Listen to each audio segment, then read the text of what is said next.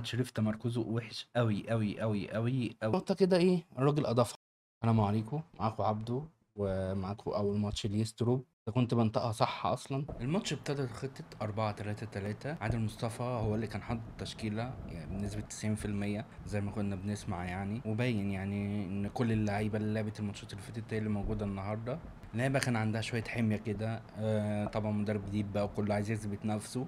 والى حد ما يعني اللعيبة كانت يعني جيدة، مش هنقول اكتر من كده يعني. وده بالنسبه للعيبه. هنخش بقى على المدرب، بس في كذا نقطه كده ايه الراجل اضافها يعني. اي حد هيحاول يحلل قوي اللي شافه النهارده يبقى بيفتي، عشان اصلا محدش شاف حاجه من زاويه التصوير دي. يعني انا مش فاهم ايه الزاويه دي. يعني انت كاميرا جودتها حلوه وملعب الى حد ما كويس، حاطط الكاميرا في زاويه انا مش فاهم. يعني احنا ما شفناش حاجه، احنا شفنا عارف العاب ال2 دي، العاب اللي هي كانت على الموبايل زمان دي. هو الماتش بنفس التصوير، كاميرا 2 دي، مش شايف غير جنب واحد من الملعب، مش شايف اي حاجه. بس هي في كذا نقطه يعني واضحه وباينه، هما اوريدي نقطتين ثلاثه. اول نقطه باينه قوي يعني، لو الراجل ما بيشتتش خالص يعني، نادرا لما كوره او اتنين اتشتتوا. بنى اللعب من عند سيماني 10/10، وهو 10/10 الصراحه بيطلعوا بالكوره. يعني هيفيد قوي يا جماعه لو جه جنبه عبد المنعم. يعني دفاع الاهلي ده هيروح في حته تاني من ناحيه الطلوع بالكوره، ومش هيبقى فيه ازمات ولا اي مشكله ورا. وتاني نقطة هو إن الراجل متراجع من بعد نص الملعب بتاعنا، لأ هو واقف في النص وقدام شوية كمان، بيحاول يعني يضغط بصراحة الفرقة على الله. يعني على الله قوي يعني، مفيش حاجة خالص الفرقة بصراحة.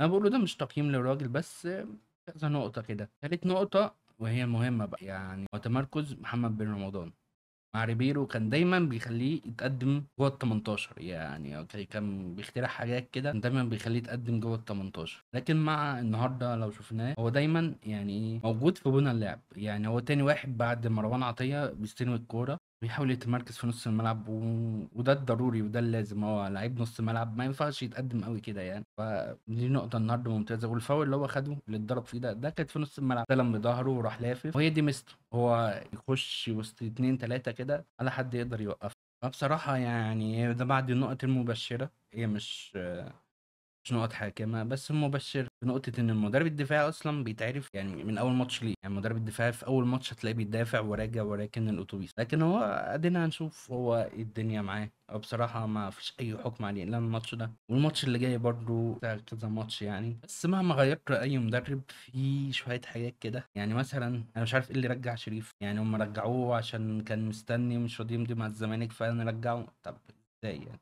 شريف يا جماعة مفيش خالص. يعني هو قاعد يجيب في الوديات والناس قعدت تقول يا جماعة طب ما تصبروا نشوفوا في الرسم المعروف. يعني هو أصلا محمد شريف تمركزه وحش قوي قوي قوي قوي قوي. يعني الكورة اللي هي جابها محمد هاني لو تشوف هو المفروض يتحرك لبره، لا هو اتحرك لجوه. عشان كده برضو تلاحظ ثاني يعني لما لعبها هيلعبها لك فين؟ لعبها له خبطت في يا اما كانت هتخبط في الواد يا اما الحارس هيمسك، عمرها ما هتروح له مستحيل. بس بعيد عن الكرة دي هو مفيش خالص يعني. برضه الفرق اللي هو جاي بعد وسام فظاهر أوي الفرق صراحة. يعني غير كده هو ما فيش يعني. وتاني حاجة أنا متأكد منها إن المدير الفني هيعملها مع الوقت، إن هو كوكا. يا كوكا كفاية باك شمال. مع إنك كبير في المدرب اللي هو يشيله خالص من الباك الشمال. مفيش يا جماعة مفيش خالص. يعني لو تراجع الماتش كورة كورة تلاقي إن هو كل الكور لعبها غلط كله بلا استثناء. طبيعي اللي هيعوض معلول أجنبي زيه. انسى حد مصر أصلا لا باك يمين ولا شمال في مصر. والله في المدرب الجديد برضو غير التكتيك وكل ده اللي هو اللعيبة دي يعني يرميها كوكا وشريف وطاهر كمان. يعني ده النهارده برضو بعيد عن النهارده يا جماعة، هو طاهر منتهي من 3 4 سنين. إن شاء الله منتظرين في الماتشات الجاية يبين اللعيبة كويسة أكتر. يعني لازم بصراحة أحمد رضا ياخد فرص كتير، وهو شاب يعني لازم ياخد فرص ويتطور كمان. صراحة يعني لازم نشيل تريزيجيه من نص الملعب، شيله خالص. ان شاء الله امام هيرجع يبقى امام وبين رمضان ومعاهم احمد رضا كمان يسندوا الصراحة نص الملعب. ارمي بقى قفشة وطلع تريزيجيه من نص الملعب، كفاية عليه قوي كده. يعني تريزيجيه حطه جناح بس كده، هو ده اخره جناح زي ما هنشوف. لكن لا زيزو يلعب نص ملعب ولا تريزيجيه ولا شغل حسام حسن ده. يعني هو جرب حاجة حسام حسن مش عارف كله المدربين المصريين ايه خدوها وهنلعبهم كده مع زيجو وزيزو. يعني يا جماعة دول أجنحة. الجناح ينفعش يلعب في نص الملعب غير لو جه عالي قوي وزي ميسي كده مثلا. صعب صعب يا جماعه، الاجنحه بيحتاج مساحات. آه، يحب ياخد واحد على واحد كتير. الكلام ده لو عملته في نص الملعب بس شكرا، الكرة هتتقطع تترد. ضروري احمد رضا ياخد فرصة. يعني هو عماد النحاس كان مسقعه، وفي في الفترة الأولى برضو بتاعت عماد النحاس كان مسقعه، فحرام. الواد كويس ولمسته كويسة، عنده بعض النقط الوحشة بس شاب، هو شاب يتعلم ويزيد. فإن شاء الله مستنيين كتير من يستروب. فولو لايك لو عجبك المحتوى، وعايز تشوفنا في ماتشات تانية إن شاء الله، ونشوفكم في حلقة جديدة.